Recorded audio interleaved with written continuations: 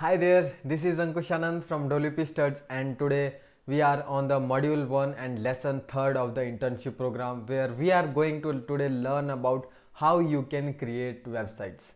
So basically we have learned about how internet works earlier, and we have also learned about how websites work and how they actually function.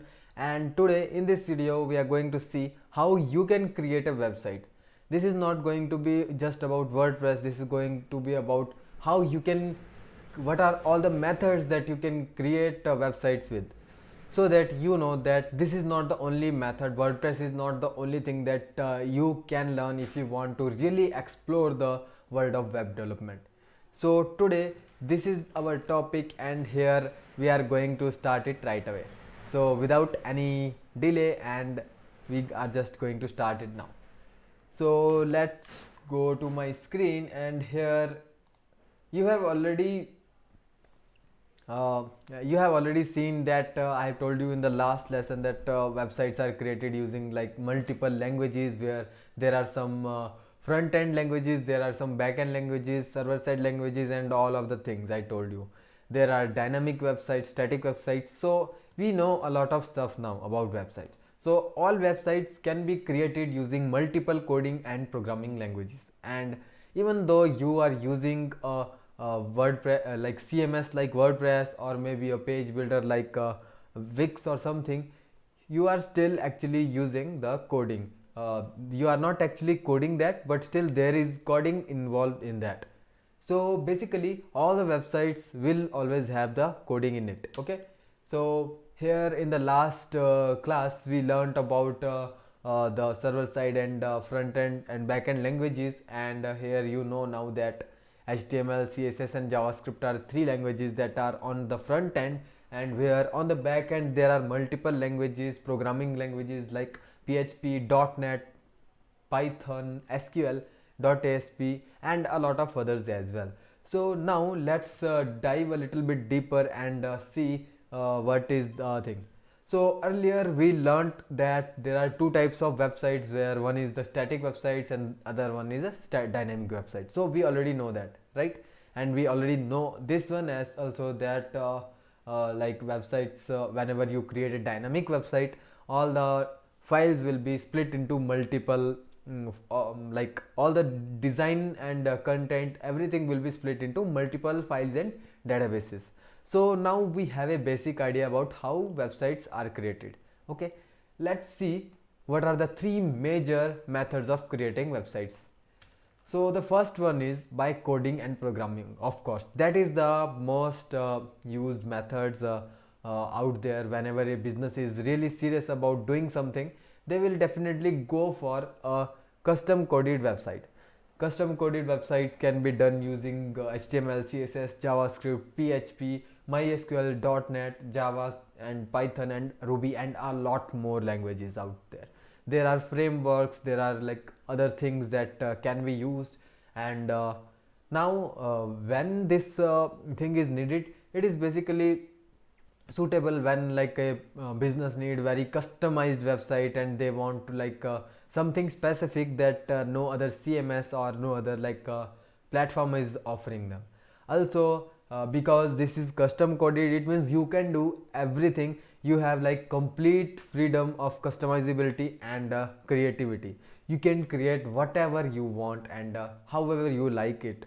So it's really good if you do a custom website using coding and programming, that's also okay. But today our topic is how you can create websites. So this was the first method. Let's talk about the second method, which is content management system. So this is what we are going to talk about in this internship. Moreover, this is the topic about like WordPress, all the CMS we are using nowadays. So there are a lot of popular CMS out there. Among those, you can see Joomla is there, WordPress, Drupal, October CMS, Magento, and there are others as well. So these CMS are basically content management system, which means that they help to manage the content and they provide the facilities to do that. So this is basically a software designed to help users to create, edit, publish, manage and store digital content. It's all about content. Nowadays all these CMS, they have evolved quite a lot, and they have added like more options to it. Like in WordPress now you have WooCommerce option where you can manage your e-commerce website, you can create e-commerce products and all that. So that is also a content, and we just have like evolved so much that we have created that option in WordPress only. Also about all these other platforms, all these other CMS, they also offer you similar type of features, and they have their own specialties where Joomla is like more it can be used to create more advanced websites, and then October CMS have like a developer friendly side in it, and Magento is quite popular in e-commerce businesses where like it can be sometimes better than WordPress while creating a large scale or like a medium sized e-commerce website. So this is what content management system is. Now let's talk about the third and last method by which you can create a website. So that is website builders. Basically these are the softwares, these are the platforms mostly where you can just drag and drop and create a website. So these are the most popular ways of website, like creating websites for a like beginners or for a like individual who want to just create a business website for them. So you can see like examples: Wix and Squarespace, and there is Weebly, Shopify, Webflow, GoDaddy website builder. So a lot of platforms, a lot of like companies are coming up with the website builder feature in their own company, and this one is most popular for just like small businesses where they just need a few pages and stuff. Here you can take the Webflow out of it, because Webflow is a little bit advanced than others here, and it offers you more features than other website page builders allow you. So Webflow, you can keep it common in content management system and website builder, where it offers you both types of features mostly. And using Webflow you can create advanced websites as well. I sometimes prefer Webflow than WordPress while creating a website. So this is how you can create a website, and let's talk about the comparison. We are going to now compare all these three methods where we want to know which one we should go. So basically, because everything comes with the something good and bad, so here also we have some positives and we have some negatives. Let's talk about it now. So first one is coding and programming, then second one is CMS, and third one is site builders, as you know.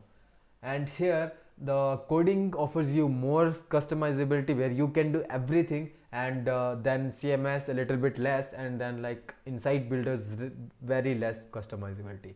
In the same way, the second thing is creating creative freedom, where you get the most creative freedom in coding, and then little bit less than in content management system, and the lesser in site builder. You can also see that coding, because the person who is doing the coding will always also take care of the security part, and the code will also be probably be unique if done by an expert. So mostly people will not know what you have coded on the back end, and it will not be easy to hack it in normal circumstances. But when you are talking about the CMS, the code is available to most of like people. Like you can go ahead and download the code of the like WordPress, and you can check what are the files, how it's written, so you have access to all the code files of WordPress. Now if you want to really hack a website, you just have to understand how WordPress works, all the code, all the code is written for the plugins and themes and everything. So that like you can find the flaws, and then you can attack the websites. So it can be quite easy in case of WordPress to hack a website, but still WordPress is quite square, quite secure, and due to the plugins and themes it can be sometimes unsecure. Then the site builders can be also be enough secured, because they mostly do not allow people to have access to the code as well. And now let's talk about the fourth point, that is about the learning curve. So basically, coding and programming is really quite difficult to like learn. It takes time and like efforts to learn and then also do it on the ground. Now for CMS, it's quite easy. Like it will take you like a months, few months to actually learn and master it. And then the site builders are the most easier one, mostly, where you can just drag and drop and you can learn a lot. Also there are like assumptions always there, there are some exceptions always there, sorry. And now for the coding, of course, you need more technical knowledge, and in CMS lesser technical knowledge, and in site builder less technical knowledge. So coding is time taking, yeah, and CMS is a little bit less time taking, other than when you need a custom coded website, custom coded like website. Sometimes when you want to customize a CMS website, it will be quite difficult to like code it and do that. So it can take time in that case.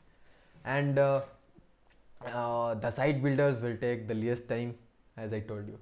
Now in case if you want to create a custom coded website, you will have to get the hosting, you have to like set up the hosting and do all the technical stuff there. In case of CMS, the things are little bit same, but here you at least get some automated options where you can just install WordPress from your cPanel and stuff. But in case of site builders, mostly you don't have to set up a hosting. They will just charge you for their platform and host your website on their platform. The scalability, so scalability is quite a issue whenever you are creating a website. So if you are doing a custom coded website, this is going to be like completely scalable, where you can create any type of website and you can scale it to any type of website. And in case of CMS, there can be some scalability limitations, and even if you have to like custom code in WordPress or CMS, it will be quite difficult to get a person and then like make him do it and like pay him. So it will be like sometimes more costly. And site builders not scalable, of course, because they do not offer you a lot of features, and they will also ask you for money if you want more features. And the costly, yeah, that's I told you, in the coding and programming, it can be quite costly if you want to create a really good high quality website. So it can be quite costly. And then the CMS is the least costly, and site builder can be cheap as well as costly. So if you want to create a just normal website, then it can be cheap, and if you want to like scale a lot, then you may need to pay something more. So here there are always good and bad things, pro and cons of everything. So that's how